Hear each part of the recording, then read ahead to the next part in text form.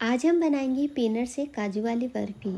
दिखने में और टेस्ट में बिल्कुल काजू वाली बर्फ़ी ही लगेगी। अब आप सोचोगे कि पीनट से काजू वाली बर्फ़ी कैसे बनाएंगे।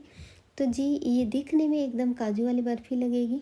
खाने में टेस्ट बिल्कुल काजू वाली बर्फ़ी जैसा ही आएगा, लेकिन इसको हमने पीनट से बनाया है। बिल्कुल कम सामग्री में और बिल्कुल आसान तरीके से ये बर्फ़ी बनके तैयार हो जाती है। यहाँ पे मैंने पीनट्स लिए हैं और इन पीनट्स को हम थोड़ा रोस्ट करेंगे, हल्का हल्का इसको सेक लेंगे, क्योंकि हमें इस पीनट्स के जो छिलके ऊपर वाले वो हटाना है। तो अगर हम इसको थोड़ा सेक लेते हैं और सेकने के बाद इसको ठंडा करेंगे तो इसके जो छिलके हैं ना वो आसानी से उतर जाते हैं, क्योंकि ठंडा करने के बाद ही आसानी से उतरेंगे। गरम ये छिलके नहीं उतरते हैं। फिर अगर ठंडा होने के बाद हाथ से इस तरह से मसलेंगे तो सारे छिलके आसानी से उतर जाते हैं। अब इन छिलकों को इन पीनट से अलग करने का एक तरीका है। ये वाला जो झारा है ये ऑलमोस्टली सभी के घर में मिल जाता है। इसमें थोड़ा थोड़ा करके ये पीनट्स डालिए और इनको जैसे ही हम हिलाएंगे तो सारे जो छिलके हैं ना वो अलग हो जाएंगे और पीनट्स अलग हो जाएंगे। तो आप देख सकते हो सारे छिलके नीचे आ गए हैं, पीनट्स पीनट्स ऊपर रह गए हैं।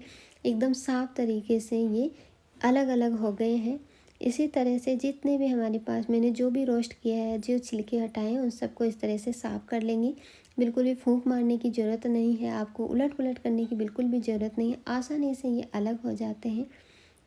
तो इस तरह से इनको अलग कर लेंगे।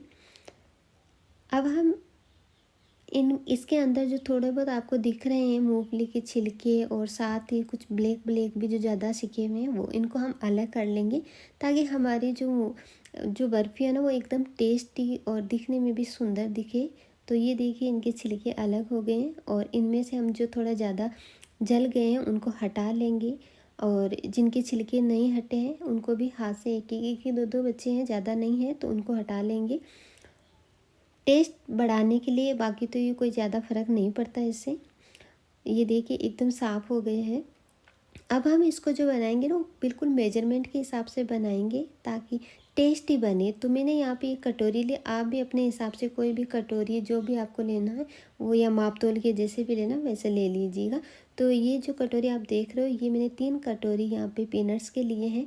जब मैंने 3 कटोरी पीनट्स के लिए हैं तो 2 कटोरी मैं यहाँ पे शुगर की लूँगी। तो 2 कटोरी ले रहे हैं, इसे एकदम परफेक्ट मीठा हो जाएगा, एकदम परफेक्ट बनेगी। चाशनी भी एकदम परफेक्ट बनेगी। चाशनी परफेक्ट बनेगी तो हमारी बर्फ़ी भी एकदम परफेक्ट बनी जाएगी। तो 2 कटोरी शुगर में हम 1 कटोरी पानी डालेंगे। इससे हमारी जो चाशनी वो एक तार वाली चाशनी बनके तैयार हो जाएगी। 1 कटोरी पानी डालने के बाद हमें इनको फुल आंच पे लगातार चलाते रहना और इस जो हमारी शुगर घुल न जाए तब तक हमें इसको हिलाते रहना है। तो इसको 5-6 मिनट तो लगेगी घोलने में। बिल्कुल बारीक मतलब जब घुल जाए तब तक हमें पेचुले को हिलाते रहना है। और जब पूरी तरह से घुल जाए और एक उफान आ जाए उसके बाद हम 3 मिनट तक और इसको फुल आंच पे चलाएंगे तो हमारी जो चाशनी एकदम एक तार वाली बनके तैयार हो जाएगी। बस इतना ही आपको ध्यान रखना है। चाशनी बनके तैयार हो गई है और अब ये हमारे जो पीनट्स हैं इनको हम पीस लेंगे। तो मिक्स जार में हम थोड़ा थोड़ा डाल के पल्स मोड पे इसको चलाएंगे, तब हमारे जो ये पीनट्स अच्छी तरह से पिस जाएंगे। अगर आपने इसको भर के जार में भर लिया मूंगफली के दाने को और फिर फुल चलाया तो इसका बटर बन जाएगा। तो आप बिल्कुल थोड़ा थोड़ा डाल के और पल्स मोड में चलाते हुए इसको पीसना है। और फिर जो मोटे छेद वाली जो छलनी होती है उससे छान लेना है। और जो ये बच जाते हैं इनसे आप चटनी बना सकते हो या फिर आप गुड़ वाली जो चिक्की होती है वो भी बना सकते हो। तो इसी तरह से आप चाहो तो बना सकते हो, नहीं तो इसमें आप कोकोनट डाल के भी इसको पीस लोगे तो ये पूरी तरह से पिस जाएंगी। और थोड़ा सा मैं यहाँ पे कोकोनट डालूँगी क्योंकि इससे जो ये हमारी बर्फ़ी है ना और ज़्यादा टेस्टी बन जाएगी। मतलब एकदम काजू की बर्फ़ी का जो स्वाद आता है वैसा आएगा। तो यहाँ पे मैंने 2 छोटे चम्मच कोकोनट का बुरादा डाला है, इसको भी इसके साथ में पीस लिया है। हमारी जो मूंगफली वो बढ़िया से पीस ली है हमने। और ये जो बच गया है इसको हम इसकी हम चटनी बना लेंगे। और अब हम इस पिसे हुए मूंगफली को डालेंगे इस चाशनी में। ये एक तार वाली चाशनी बनके तैयार हो गई है। मैं आपको बता देती हूँ कि इसका एक तार बन रहा है इस तरह से। ये एकदम चिपचिपी नहीं बल्कि इसका एक तार बन रहा है। आप अंगुली के बीच में इसको डाल के ऐसे देखोगे ना तो इस तरह से ये हो रही है, तो इसका मतलब है ये एक तार वाली चाशनी बन के तैयार होगी। क्योंकि आपकी बर्फ़ी अगर टेस्टी बन रही है तो इस चाशनी की वजह से ही बनेगी। इसीलिए चाशनी एकदम परफेक्ट बननी चाहिए। इसमें मैंने ये जो मूंगफली पीसी थी वो इसमें डाल दी है और अब इसको हम मिक्स करेंगे। मिक्स करने के बाद हम 10 मिनट तक गैस को और चलाएंगे और इनको एकदम गाढ़ा होने तक चलाते रहेंगे। क्योंकि ये अगर ये इस तरह से थोड़ा पतला रहेगा तो इसकी जो चक्की वो मतलब जो बर्फ़ी है वो बढ़िया नहीं बनेगी। इसलिए हमें इसको थोड़ा और चलाना है और इसको एकदम गाढ़ा करना है। तो मीडियम आंच पे ही चलाना है, लगभग 10 मिनट तक चलाना है।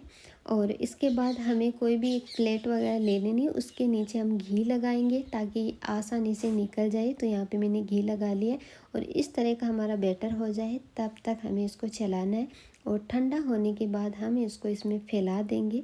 तो यहाँ पे मैं बेलन से इसको फैला दिया है और हल्का हल्का जब ठंडा हो जाए तब हमें इसको कट कर लेना है। ज़्यादा ठंडा करने के बाद ये सही से नहीं कटिंग होगी इसकी, तो इसको थोड़ा हल्का हल्का ठंडा होने के बाद कट कर लेना। यानी 10 मिनट बाद आपको इसको कट कर लेना। आप अपने हिसाब से जैसे भी आपको अच्छा लगे वैसे आप इसको कट कर लीजिएगा। मैंने इस यहाँ चौकोर कट किया, एकदम जो बर्फ़ी होती है ना वैसे कट किया है। तो आसान तरीके से और बहुत ही टेस्टी बर्फ़ी बनके तैयार हो गई है। ये है मूंगफली की बर्फ़ी और दिखने में और टेस्ट में बिल्कुल काजू की जो बर्फ़ी होती है ना वैसा ही इसका स्वाद है। ज़रूर बनाने की ट्राई करना। कभी कभी जब आपका मीठा खाने का मन हो तो इस तरह की चीज़ें भी आप बना के अपने बच्चों को खिला सकते हो बिना किसी मिलावटी। ये बर्फ़ी बन के तैयार हुई है, इसमें कोई भी ऐसे अनहेल्दी भी चीज़ें नहीं है और ना ही कोई मिलावट है। तो ज़रूर बनाइए और खिलाइए और बनाने की ज़रूर ट्राई कीजिएगा। मतलब मूंगफली से आप काजू वाली बर्फ़ी बना के तैयार कर सकते हो, बहुत ही टेस्टी बनती है। तो आपको कैसी लगी ये रेसिपी कमेंट करके ज़रूर बताइएगा। Bye bye.